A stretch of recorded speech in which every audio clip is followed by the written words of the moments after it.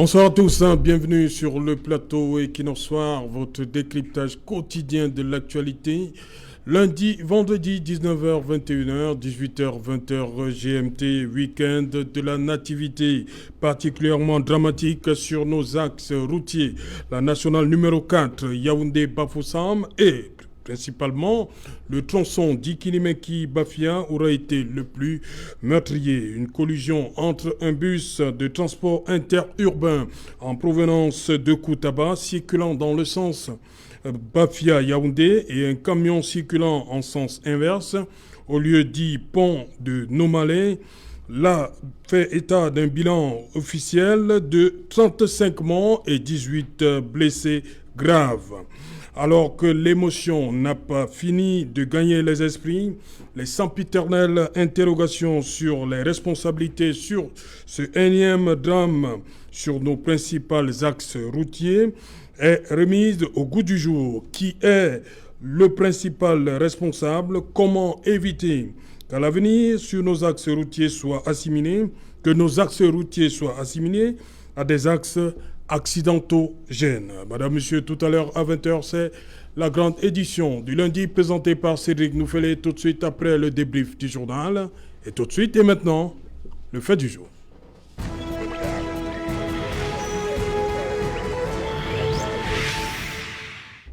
Accident mortel sur nos routes. Comment s'en sortir? Pour en parler, nous avons invité en plateau ce soir Fautine Zodjou. Bonsoir Fautine. Bonsoir Serge Alain, bonsoir à mes co-panélistes. Permettez-moi de souhaiter bon courage aux familles des victimes de ce drame et d'implorer la miséricorde, d'accorder un instant de paix à l'âme de tous ces innocents disparus. Mais permettez également que j'adresse mes salutations et mes encouragements aux prisonniers politiques des marches du 22 septembre et les prisonniers aussi des marches précédentes. Je pense au vice-président Mamadou Mota, je pense à Olivier Bibounissak, le professeur Alain Fauguet et autres, et surtout à ces centaines de personnes gardées dans nos prisons et ceux qui ont subi des actes de torture dans les commissariats et qui sont en prison aujourd'hui avec des blessures, je les adresse mes salutations et bon courage. Le jour va finir par se lever et je leur dis que nous attendons qu'on lance la prochaine étape du plan national des résistances parce que nous devons également nous mobiliser davantage contre ces injustices et ces tortures dont le peuple camerounais aujourd'hui est victime. Voilà, merci. À côté de vous, Serge Gauthier-Onanina. Bonsoir Serge. Bonsoir Serge Alain, bonsoir à vos millions de téléspectateurs. Je me permets de saluer toutes les populations du Mbam et Inoubou, département qui vient d'accueillir cette hécatombe funeste qui a endeuillé le Cameroun une fois de plus.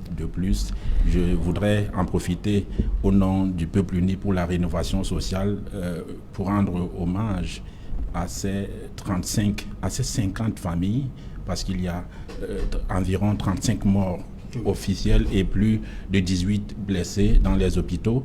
Donc on ne sait pas, tous on suppose que c'est plus d'une cinquantaine de familles. Je voudrais saluer particulièrement les populations de Ndiki-Meneki qui se sont retrouvées au forceps en train de subir une situation brutale comme celle-là à laquelle ils n'étaient pas habitués.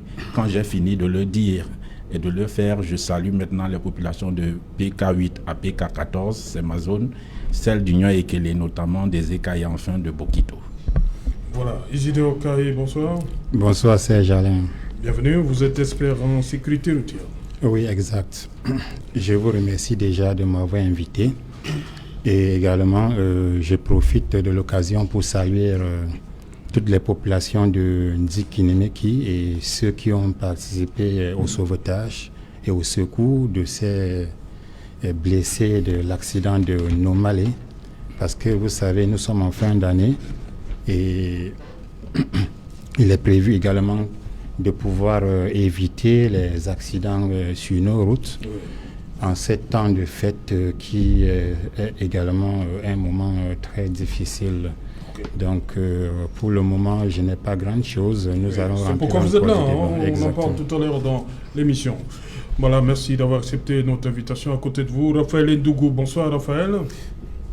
Bonsoir, c'est Jalon autour. Je voudrais profiter de cette occasion, si vous le voulez bien, comme vous avez bien voulu que je sois le dernier à prendre la parole, que si nous pouvons observer même 30 secondes ou une minute de silence à la mémoire de ces Camerounais qui sont tombés dans l'hécatombe de Nomalé, avec votre permission.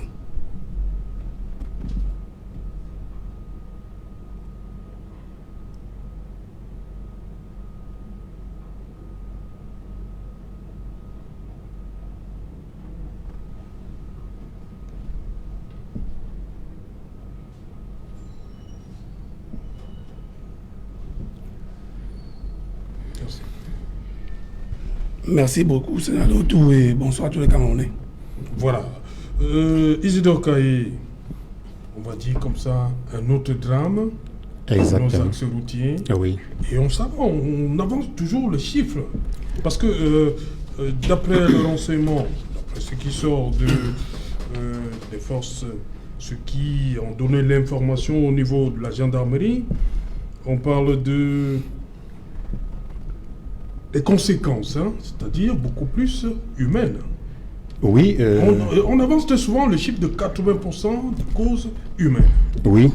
Les facteurs causes d'accidents sont généralement les facteurs humains. Oui. Chiffrés à près de 71%. Parce que l'infrastructure et le facteur mécanique représente un pourcentage très faible. Le facteur humain, l'homme est au centre des accidents de la route. Donc pour cela, il est primordial de recenser les causes. Parce que s'il faut voir les causes endogènes et les causes réelles. Pas à pas, Isidore. Oui. Quand vous dites l'homme ici, c'est quoi? Le chauffeur. Vous Oui. le citez, hein? Oui. Le chauffeur. Oui.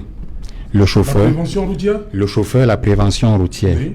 S'il faut voir côté mécanique, c'est également l'homme qui doit s'occuper à entretenir Au le niveau des véhicule. visites techniques. Oui, également. Oui. Si c'est pour l'infrastructure, c'est également l'homme qui doit s'occuper de l'entretien de l'infrastructure routière. De nos routes. Oui. Faire ça. Bon, maintenant, pour les causes d'accidents, sur les facteurs réels. Les facteurs réels peuvent être cités. Par exemple, la vitesse, l'alcool, Oui. qui est le deuxième facteur cause des accidents, derrière la vitesse. Nous avons la fatigue. Pour ce cas-ci, hein, on a parlé d'imprudence et excès de vitesse. Excès de Selon vitesse, le premier rapport. l'excès de vitesse forces peut de être maintien de l'ordre. associé ainsi que la fatigue. Oui. Mais il n'est pas exclu un autre Vous phénomène. parlez de fatigue, on va revenir sur la Oui. fatigue tout à l'heure. Mais il n'est En pas cette exclu un période. autre phénomène qu'on peut parler de la métaphysique. Ah, déjà? Oui, nous sommes en Afrique. Tout est permis. Il est possible que vous ayez un accident au cours d'un voyage sans qu'on ne voie l'obstacle sur lequel, l'obstacle qui vous a poussé à faire soit fausse route pour prendre soit le dévers ou le décor. Voilà. Faustin Zodjo, ce qui arrive à Andy Kinimeki, c'était prévisible. Vous empruntez souvent cet axe? Oui, souvent quand je vais de Baussam pour Yaoundé, il faut dire que la route... Dites-nous, quel est l'état de la route? Bon, On va faire appel à un natif du coin. Hein. Serge oui, Gauthier va nous dire exactement. Dites-nous d'abord l'état de cette route. Cette nationale numéro 4. Quand même Tonga jusqu'à Yaoundé. En principe, l'état de la route s'est amélioré. Oui. Du moins, pour ce qui est des nids de poules, ce problème a été en une grande partie déjà résolu Oui. sur ce tronçon. Maintenant, l'étroitesse de la route continue toujours à être évoquée. Bon, je ne pense pas qu'ici, il faut seulement questionner l'état de la route. Parce que, non, c'est un élément. Oui, parce que... On va parler des autres. Moi, je me dis que les usagers, à un moment donné, devraient être conscients du fait que nous n'avons pas de route déjà. C'est-à-dire que quelqu'un qui a l'habitude de prendre cet acte-là doit déjà être conscient que nous n'avons pas de route. Mais en face de cette personne, avec même la conscience, tu peux faire face à une autre personne qui n'a pas l'habitude de prendre la route et qui n'est même pas consciente de son inconscience. Alors, ça fait que généralement, les accidents parfois ne sont pas toujours causés par ceux qui font tonneau, qui tombent dans le ravin, mais parfois c'est causé par un facteur exogène qui est un autre usager, qui fait un dérapage, un mauvais dépassement, et ainsi de suite. Et lorsque ça était peut-être mon cas, en 2019, et je dis, quand on revient sur ces accidents, pour moi, alors également, il ne faut pas toujours questionner seulement les accidents parce que les gens ne meurent pas seulement parce qu'il y a accident. J'aime souvent le préciser. Les gens meurent généralement après l'accident. Les gens meurent parfois après l'accident. Les gens meurent 15, 30 minutes, 1 heure de temps parfois après l'accident parce qu'il n'y a pas d'assistance, parce qu'il y a très peu d'informations. Pour le cas de Dicky, par exemple, l'accident aurait eu lieu aux environs de 3h30, 4h du matin. Et jusqu'à 7h, 8h, on était encore en train de vouloir détruire l'engin pour sortir les victimes ainsi que d'autres rescapés. Ça témoigne du fait que s'il y a quelqu'un qui était coincé à cette heure-là, même s'il avait 10% de chance de survivre, il ne pouvait pas survivre dans ces conditions-là durant 30 minutes, 1 heure, 1h30, 2 heures. C'est-à-dire que lorsqu'on sait qu'on a une infrastructure en défaillance, lorsqu'on sait qu'on a une route assez étroite, lorsqu'on sait qu'on est en période de fête, et que les conducteurs peuvent être fatigués, les usagers peuvent traverser la route à tout bout, sous l'effet d'alcool et autres. Et l'important de multiplier les mesures de sécurité et de secours, d'assistance, de mesurer, d'augmenter les pôles d'information et de communication sur nos axes routiers, parce que ça revient généralement au mois de décembre, surtout en cette période de fête, au point où à un moment donné, les gens se sont même dit qu'il s'agit des pratiques de sorcellerie en cette période. Mais pour moi, il n'en est pas. C'est juste une question de fatigue, d'imprudence, du fait que les gens sont assez pressés parce qu'ils veulent arriver fêter ou parce qu'ils sont partis en retard à cause de la fête. Donc cet accident, pour moi, on devrait être surpris si on traversait ces fêtes sans avoir de tels drames, parce qu'il faut rappeler que nous avons toujours eu des drames dans des années antérieures et cela doit nous interpeller pour les années à venir sur les conditions, les précautions que nous devons prendre pour que cela n'arrive pas. Mais disons que les gens ne meurent pas seulement parce qu'il y a accident. Mon cas, par exemple, en 2019, était un cas, je dirais, école et témoin. J'ai fait l'accident au niveau de Konsamba. Il était 11h parce qu'il y a un monsieur qui venait au sens opposé. Il a fait un dérapage et moi, en l'esquivant, je me suis retrouvé au champ, j'ai fait tonneau. Mais figurez-vous, je suis arrivé à l'hôpital régional de l'hôpital central de Konsamba à 11h30 après être transporté par un bienfaiteur qui était de passage avec les autres victimes.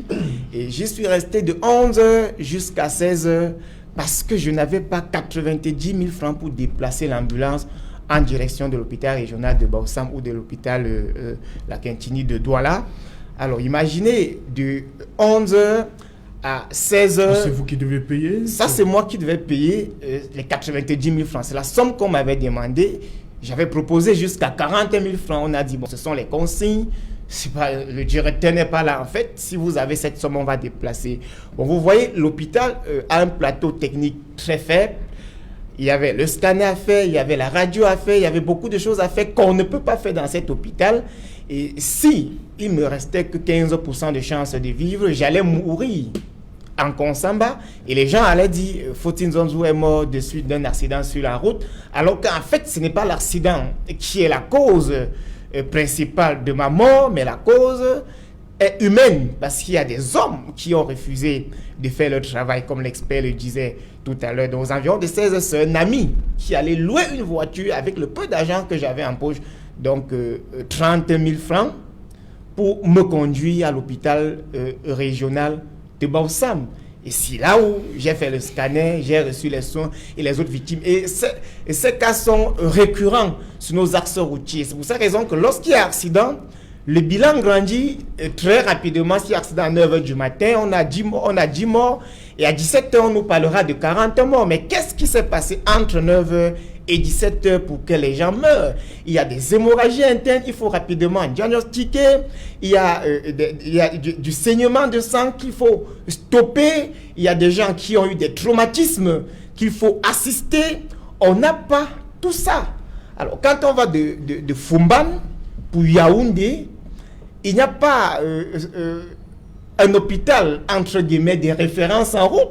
Pourtant, c'est une route où on est habitué aux accidents, donc les hôpitaux qui sont sur ces routes-là devraient être dotés des capacités de recevoir 100 victimes des accidents. Parce que les accidents, c'est tous les jours. C'est parce que peut-être ici, on a eu une trentaine de morts du coup.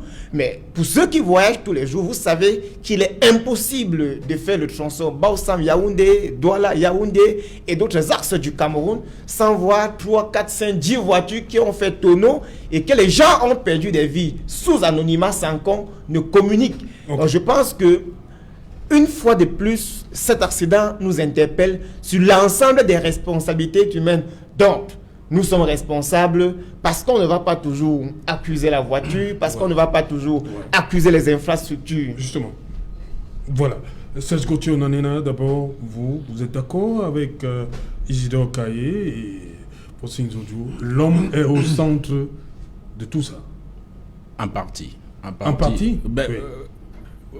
Il est au centre. Surtout, prenez, Faustin a dit un élément après l'accident même. Oui, ben, oui. Les négligences humaines, ça continue. Je suis d'accord, ça c'est ce qu'on appelle, c'est dans les secours, la continuité à partir dans mais le là, système de sauvetage. On va toujours mettre dans le bilan, hein, le bilan.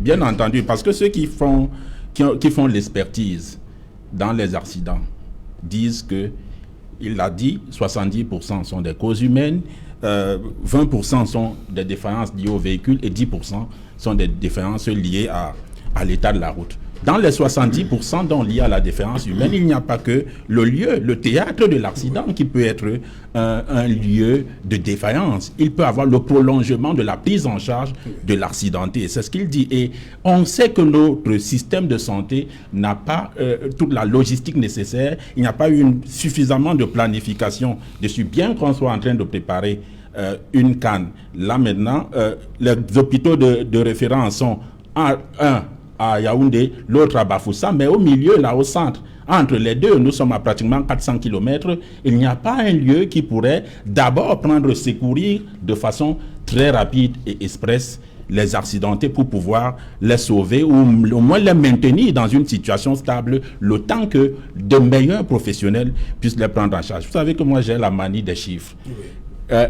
Au Cameroun, il y a 16 000 accidents par an d'après les études de l'ONU.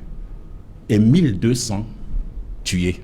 Mais pour qu'on ne dise pas que c'est l'ONU, j'ai préféré m'appuyer sur l'étude d'un cabinet camerounais qui est connu, c'est le Bureau d'analyse des accidents de la circulation, qui dit qu'au Cameroun, nous avons donc 1200 tués, 6000 blessés par an, 9 tués sur 1000 personnes qui font un accident, ce qui n'est pas petit. 9 tués sur 1000, nous sommes 25 millions. Si on commence à diviser, ça va faire un pourcentage inquiétant. Et nous avons 4 tués sur 10 accidents. Ça veut dire que si il y a 10 cas sur une route, 4 personnes sont tuées dans les 10 cas. Ce qui est déjà préoccupant. Maintenant, quels sont les problèmes? Pourquoi l'accident existe-t-il? On a parlé des différences humaines, on a parlé des différences de la route, on a parlé des différences de matériel. Moi, j'ai fait un petit exercice d'intelligence. Première des choses, si on prend les différences matérielles, c'est une agence de voyage et face à un camion.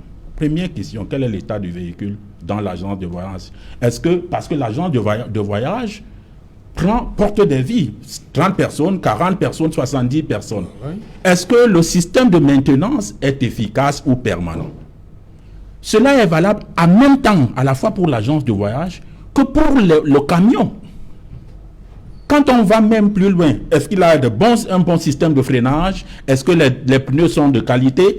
Le trafic se fait dans la nuit. Est-ce que il vous est déjà arrivé d'emprunter des véhicules dont la luminosité, c'est-à-dire que les phares, l'éclairage est faible? Est-ce que l'éclairage est de qualité? Il y a cela. On reste dans les causes matérielles. Pour les pouvoirs publics, et c'est eux, les pouvoirs publics, qui doivent veiller derrière les agences pour que cela soit vérifiable à travers, non seulement à partir de l'agence elle-même, mais dans le système de ce qu'on appelle la prévention routière tout à l'heure. Est-ce que sur la route, il y a une signalisation?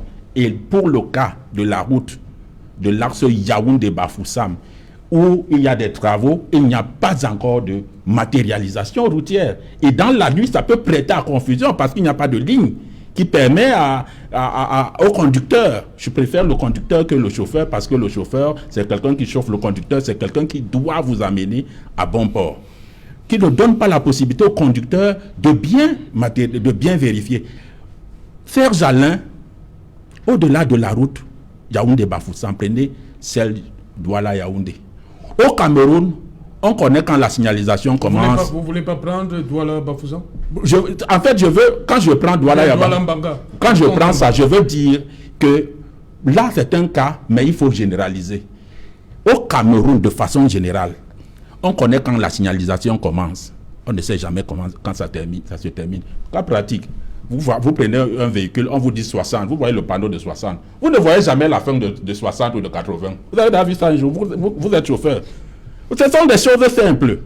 C'est-à-dire qui permettent aussi de savoir à la personne qui conduit que ici, j'ai commencé à limiter ou bien je dois accélérer et comme on me demande de réduire, ainsi de suite. Il n'y a pas cela. La signalisation commence et ne s'achève jamais. Ce sont là les causes matérielles. Maintenant, les causes humaines. Est-ce que le chauffeur était fatigué? Parce que dans les agences et même dans les camions, est-ce qu'on lui a donné la possibilité de se reposer ou bien on a été dans le calcul du bénéfice en période de fête? C'est aussi là, cette capacité à mettre au centre de sa personne l'être humain et non pas la part du gain.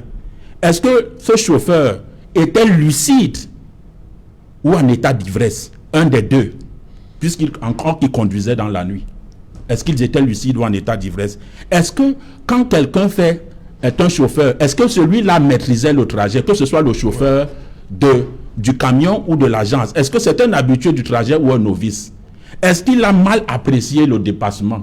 Si c'est un dépassement qu'il a fait. Le camion qui était là, était-il stationné ou en mouvement? Et s'il était stationné, est-ce que le chauffeur du camion a pris la peine de signaler aux usagers qui continueront à emprunter la route? Et ça se fait, on le voit sur les axes. Certains ne signalent pas le danger, ils ne signalent pas que leurs camions sont, dès que ça tombe en panne, les bons messieurs partent. Est-ce qu'il a pris la peine de signaler que lui, il est en panne et que son véhicule étant stationné, il est à un mauvais endroit et il faudrait qu'on se méfie? Donc, il y a autant de causes aujourd'hui. Okay. Mais tout cela ne peut à la fois être mis sur le coup de l'homme seul. Même si on dit que la route ne tue pas, c'est nous qui tuons. C'est-à-dire qu'on en appelle à notre conscience individuelle, personnelle, que ce soit celle des chauffeurs, que ce soit celle des usagers qui doivent rappeler aux chauffeurs un certain nombre de choses, que ce soit celle de leurs employeurs. Mais ça doit être surtout la responsabilité des pouvoirs publics, qui s'ils avaient mis tous les mécanismes de contrôle, de suivi, on n'en serait pas là. Voilà, on va revenir sur la prévention. Raphaël Ndougou, on va rester sur ce cliché. Ils ont parlé de la période de fête. On va revenir. Est-ce que lorsque l'accident se produit, si on est parti de Koutaba, on peut se retrouver en Dikinmeki à cette heure-là? On va faire ce petit calcul. Raphaël Ndougou, justement, cette période de fête, prenons ce cliché. Affluence dans les agences. On est d'accord? Il y a la pression, les gens veulent voyager à tout prix. Et qu'est-ce qu'il fait, le promoteur de l'agence? Il met les bus à la disposition des chauffeurs. Il leur dit, bon, vous partez, vous revenez, vous portez des clients. Parce qu'il y a affluence, tout le monde veut voyager. Est-ce que le chauffeur a le temps de se reposer? Et ce serait malhonnête pour moi de ne pas reconnaître ce que les compagnies ont relevé comme vérité. Et j'ai envie de dire de manière globale, tous coupables. Tous coupables, pourquoi? Parce que vous prenez un pan de la culpabilité pour me poser la question. Et je vais vous répondre par cela, par rapport à ça.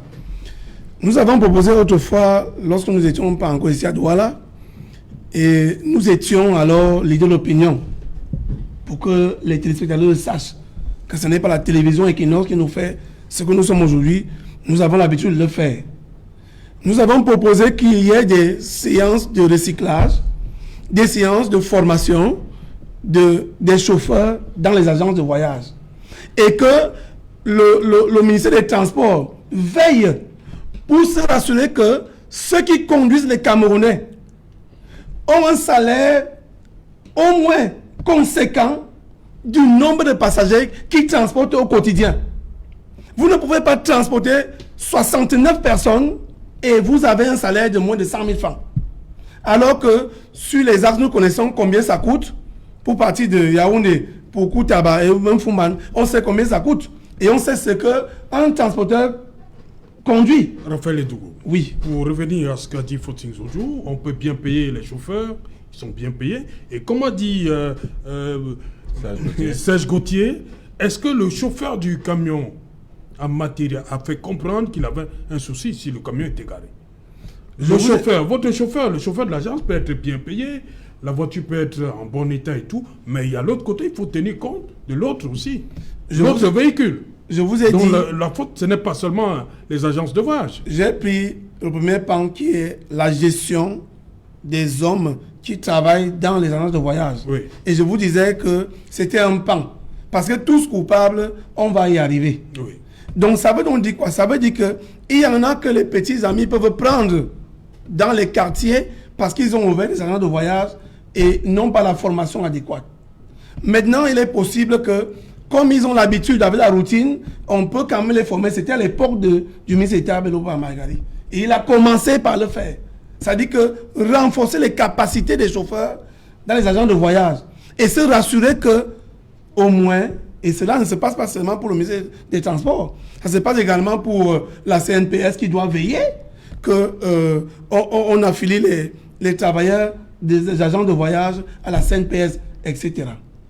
Maintenant, pour ce qui concerne simplement la question que vous me posez, le camion, j'ai dit tous coupables. La période de fête. Est-ce que le chauffeur était à son premier voyage? C'est pour ça que je vous ai dit la pression. Voilà. La pression des voyageurs. La pression que les chefs d'agence... Le promoteur dit, voilà, justement, il y a cette pression... Tu reviens... Et vous faites aller-retour. Pourtant, vous avez déjà fait 700 km, ce qui n'est pas normal. Oui. Donc, je vous ai dit que la pression, qui veille pour que cette pression n'existe plus. Et le chauffeur accepte pourquoi? Parce qu'il estime qu'un client peut descendre à Ombessa, peut descendre à Bafia, peut descendre à Ndi Kinemeki et peut transporter notre passager et ça va rentrer dans sa poche. Donc, du coup, il accepte. Raphaël Ndougou, qui fabrique les bancs de touche dans le bus? Ce sont des... C'est le promoteur ou bien les chauffeurs? Ce sont des chauffeurs qui le font. Qui fabriquent les bancs de touche. Oui. Mais maintenant, il y a... Le promoteur n'est pas au courant, il ne sait pas qu'il y a des bancs de touche. Ça là donc, c'est une question primordiale parce qu'il faut revenir sur ce que Serge Gauthier a dit. Il vous a dit qu'il faut contrôler. C'est pour ça que je vous ai dit que, quand j'ai dit tous coupables, il y a au moins le fait que si on veille en période de fête, comment est-ce qu'on gère le personnel qui conduit les Camerounais au quotidien. Et on ne doit même pas attendre la période de fête pour y veiller. Parce que nous savons que dans les agences de voyage, il y a un souci de mauvaise gestion. Tout comme dans les entreprises certainement privées où on ne gère pas très bien le personnel. Mais concentrons-nous sur les agences de voyage. Posons-nous la question. Pour partir de Yaoundé, pour Koutaba et Fumban, on paye combien? Donc l'homme qui touche moins de 100 000 est en train de conduire combien dans sa voiture? Donc je ne voudrais pas qu'on rentre dans les bancs de touche, mais je sais une chose, c'est que le chauffeur accepte. Mais il faut... Comment vous voulez éviter les bancs de touche? Le chauffeur accepte pourquoi? Parce qu'il sait. Il n'y a pas de sécurité quand on est sur un banc de touche. Pas du tout, malheureusement. Mais sauf que si on doit même continuer dans ce sens, la prévention routière a échoué. Voilà. La prévention routière a échoué où, c'est le routier de noter tout à l'heure, lorsque vous avez quelqu'un qui a un appareil photo et vous démontre que vous avez circulé à plus de 60 km/h et vous n'avez pas la limitation de la fin de la limitation de vitesse, il y a un problème. Or, maintenant, qu'est-ce qu'on fait quand nous descendons des véhicules de transport public avec les cartes d'identité en main? Est-ce qu'on se rassure? Personne ne se rassure de rien. Mais moi, je n'ai pas envie de m'arrêter là. Je vous disais simplement que voici une cause. La seconde cause, lorsque nous transportons les véhicules ou nous les achetons de l'autre côté, ces véhicules venant ici sont véritablement en bon état. Que ce que nous voyons rouler au quotidien. Pourtant, il y a ce qu'on appelle les stations de visite technique.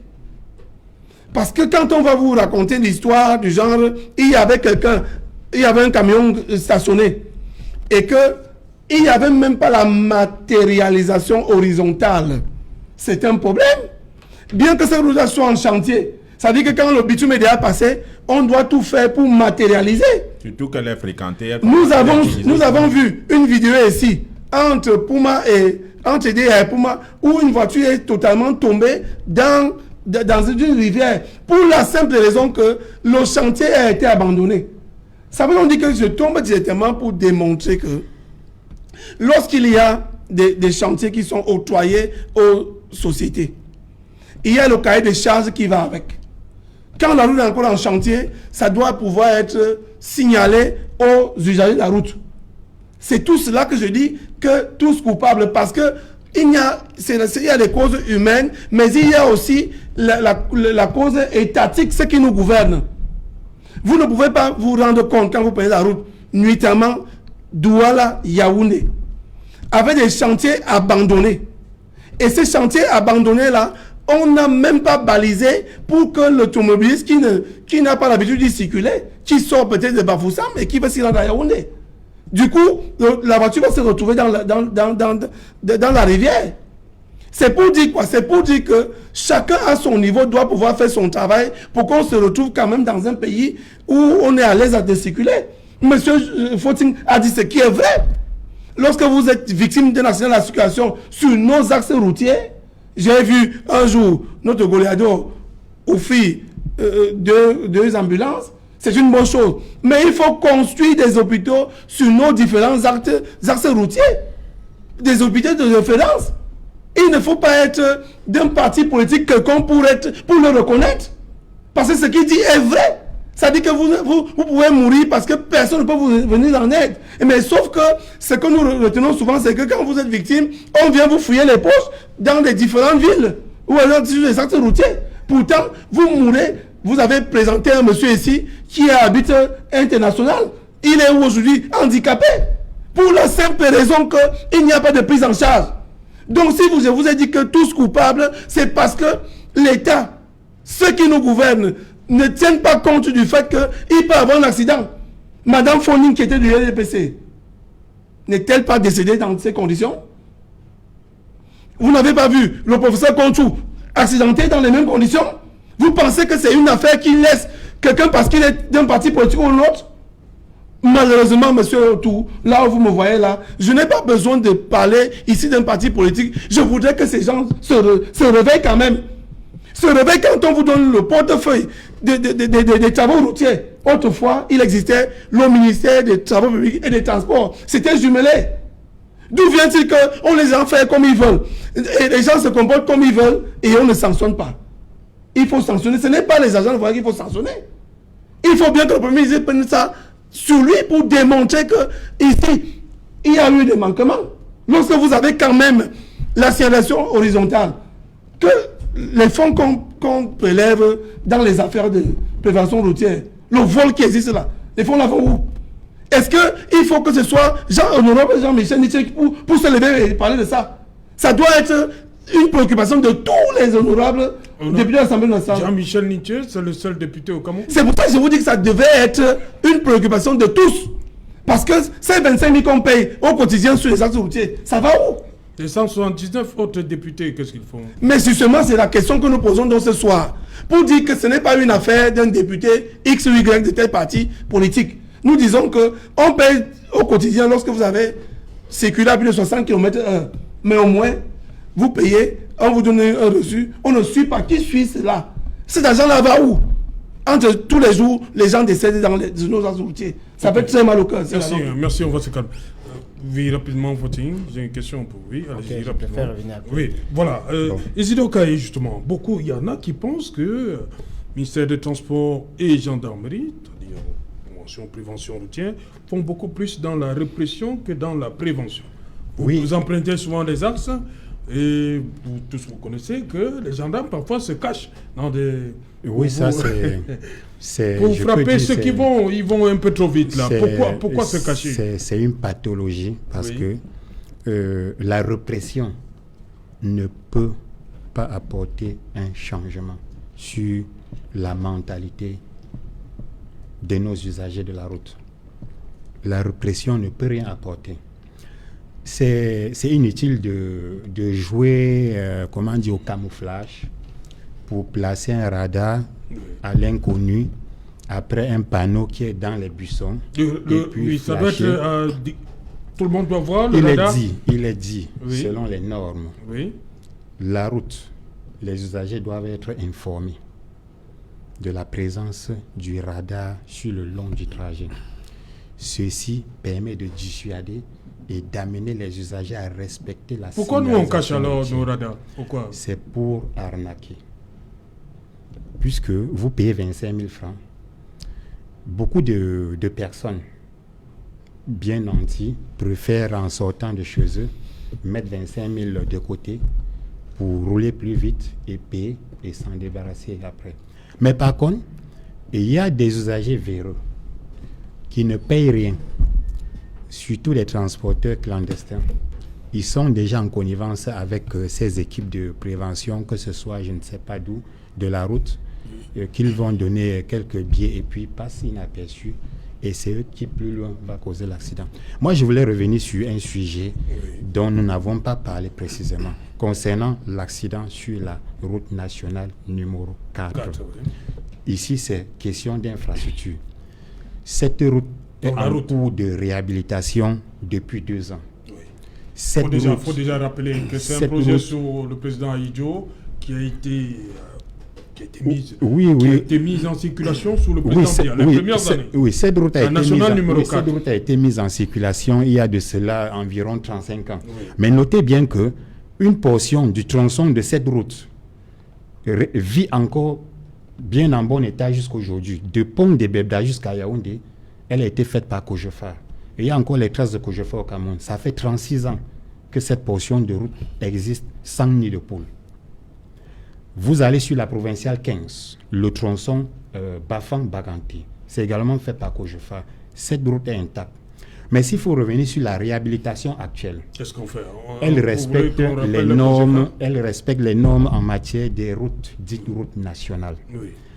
Ce qu'il faut noter, c'est qu'après le bitumage d'une route, on ne peut pas faire recours immédiatement à la pose de la signalisation horizontale.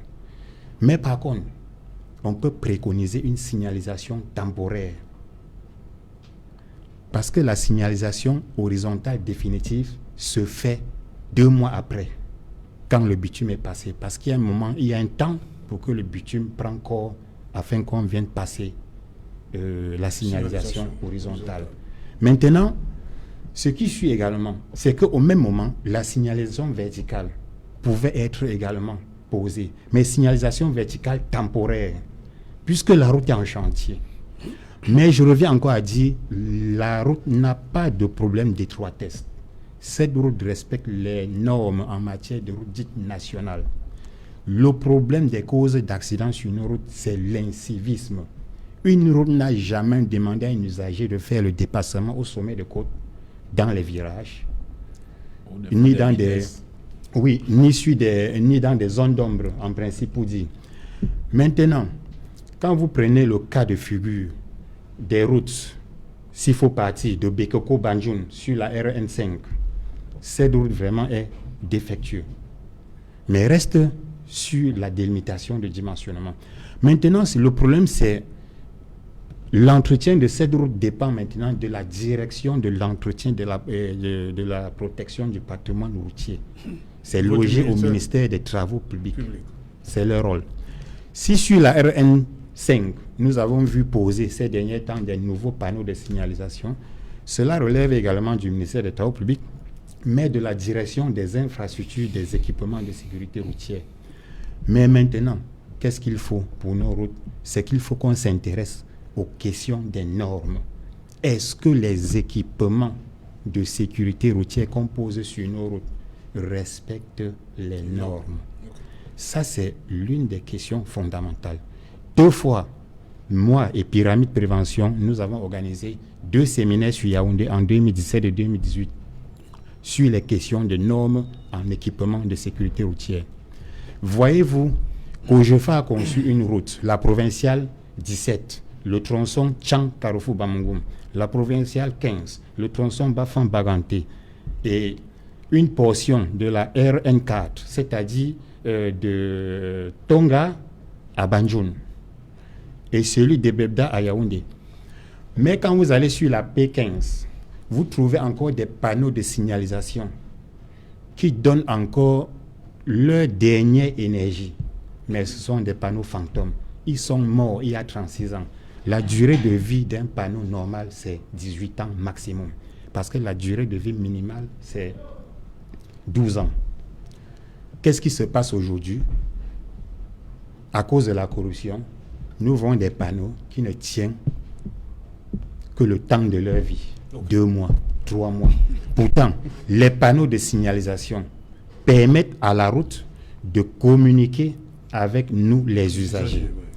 Mais quand nous allons dépenser l'argent du contribuable pour acheter des panneaux qui ne respectent pas les normes, parce qu'on veut des pots de vin, et quand vous voulez questionner un haut cadre du ministère, il vous dit, les panneaux que vous faites promotion, marquage NF, c'est les panneaux français. On n'a pas besoin, on veut le Made in Cameroun. Mais personnellement, je veux un Made in Cameroun, mais qui respecte les normes, qui doit tenir longtemps sur une route. Mais la norme française n'est pas seulement utilisée par la France. L'Italie également fabrique les panneaux marquage NF. L'Espagne également. Si aujourd'hui, le CEN, la Commission européenne des normes, veut généraliser à ce que l'ensemble des États de l'Union européenne doivent produire des panneaux, mais sous marquage CE. Okay. Et il faut bien relever que dans le cahier de charges techniques de différents marchés au Cameroun, il est mentionné, surtout en ce qui est de la signalisation des équipements de sécurité routière, d'utiliser le marquage NF et le marquage CE. Mais le problème qui fait que les entreprises n'utilisent pas des panneaux normés. S'il faut prendre quelques exemples, il y en a certains qui utilisent, mais beaucoup contournent. Beaucoup plus les Chinois contournent. Et pourquoi? Parce que la mission de contrôle, généralement, est toujours liée avec l'entreprise. Maintenant, c'est ça qui a fait défaut sur le niveau de Dikinemeki? Non, Dikinemeki est encore en chantier. Moi, je révélais comme ça un problème général. Oui, voilà. On va rester sur Dikinemeki. Faut-il autre? Je disais que il y a un problème de responsabilité globale, certes, comme le dit Raphaël, mais sur l'échelle des responsabilités, il y a le gouvernement. Il faut toujours le noter. Il y a un article de notre Code civil qui dit qu'on est responsable non seulement des actes que nous posons nous-mêmes, mais aussi des actes que posent ceux qui sont sous notre responsabilité. C'est les législateurs qui le disent, c'est pas moi. Ça veut dire que lorsque nous savons qu'un cas peut partir de Douala pour Yaoundé, prévu pour 55 places avec 65 personnes et arriver après avoir traversé une vingtaine de contrôles de police, il y a problème. Le problème ici, c'est d'abord la corruption généralisée qu'il faut dénoncer. Ça, c'est le premier problème. Lorsque nous parcourons les villes du Cameroun et que nous voyons des voitures qui n'ont plus de pots de phare, de feu stop et même de pare-brise, mais qui ont pourtant une visite technique et qui présentent cette visite technique aux autorités pour passer les contrôles, il y a problème. Le problème ici aussi, c'est la responsabilité, pas seulement des entreprises chargées d'octroyer ou d'effectuer des visites techniques et d'octroyer l'autorisation de circuler, mais aussi et surtout de ceux qui ne sanctionnent pas ces entreprises-là. Lorsque nous savons que partir de Douala jusqu'à Bafoussam, vous allez traverser 3 stations parfois de prévention routière qui sont des préventions fantômes. Fantômes pourquoi? Parce que les gens ne peuvent pas se cacher derrière les arbres pour guetter les fautifs et les demander de payer 25 000 francs. Ça veut dire que, en fait, la limitation de vitesse n'est pas le souci. Parce que si de 6 h du matin à 17 h, tout le monde respecte les normes de circulation, la prévention va dormir étant mal à l'aise. Parce que les gens n'auront pas payé. Ça pose un autre problème, celui de l'organisation d'une entreprise d'escroquerie. Ce qu'on appelle les services de contrôle routier, qui sont souvent en gilet jaune, bon, pas les gilets jaunes de Paris, eux aussi sont chargés de vérifier si nous avons les boîtes à pharmacie, les câbles de remorquage, ainsi de suite. Sauf que, à leur création, nous avait dit qu'ils avaient plus une mission sensibilisatrice qu'une mission répressive. Mais ceux-là aussi n'ont jamais dit aux gens ce qu'ils devraient exactement avoir. Ils se rassurent seulement si la boîte à pharmacie n'a pas de coton pour compte la contravention. Merci. On va revenir, on va revenir après le journal, cher monsieur Gauthier et Raphaël Ndougou. Parce que dans un instant, ce sera le 20h. Il est déjà là. Bonsoir Cédric. Au menu ce soir. Bonsoir Sarah, bonsoir aux invités. Ce soir, nous parlerons de l'ambiance, de la situation socio-politique et sécuritaire en Centrafrique au lendemain de l'élection présidentielle. Les premiers dépouillements effectués jusqu'ici donnent le président Faustin Archange Touadéra en tête des premières tendances, mais il faut rester prudent. Nous ferons le point sur l'état d'esprit des Centrafricains au lendemain de cette élection présidentielle et la réaction du gouvernement de ce pays d'Afrique centrale. Et au Cameroun, des réactions continuent à être enregistrées après la tragédie survenue sur l'axe Fumban-Dikimineki. Ce sont des leaders politiques qui expriment leur compassion aux familles durement éprouvées et des experts en stratégie de sécurisation, de sécurité routière qui critiquent le gouvernement sur l'absence d'une cohérence dans la stratégie de lutte et de prévention contre les accidents routiers au Cameroun. Nous ferons le point dans le journal de 20h. Vous le savez, c'est la dernière semaine de l'année 2020, occasion de faire le bilan sur les actualités phares de l'année 2020. C'est essentiellement la crise sanitaire. Comment le Cameroun a-t-il fait face à cette pandémie dont les premiers cas avaient été enregistrés en mars 2020? Cette gestion a-t-elle été à la hauteur des attentes? Vous suivrez les réactions à la fois des acteurs politiques, également le point que nous ferons dans le cadre de la rétrospective 2020 dans le journal de 20h. C'est Alain. Voilà, dans un instant donc, ce sera le 20h de Cédric Noufélé, puis dans une trentaine de minutes, Equinox Soir, deuxième partie, le temps du débrief, toujours en compagnie de Fossin Jodou, Serge Gauthier, Onanina, Raphaël Ndougou, Isidore Kaye, Fonkou, voilà, il est là, l'expert en sécurité routière. Quant à moi, je vous dis, bonne dégustation du 20h, le 20h de Cédric Noufélé. Du 21 décembre 2020 au 27 février 2021, des surprises de fin d'année sur tous les rayons Sorepco. Jusqu'à moins 50% de remise, des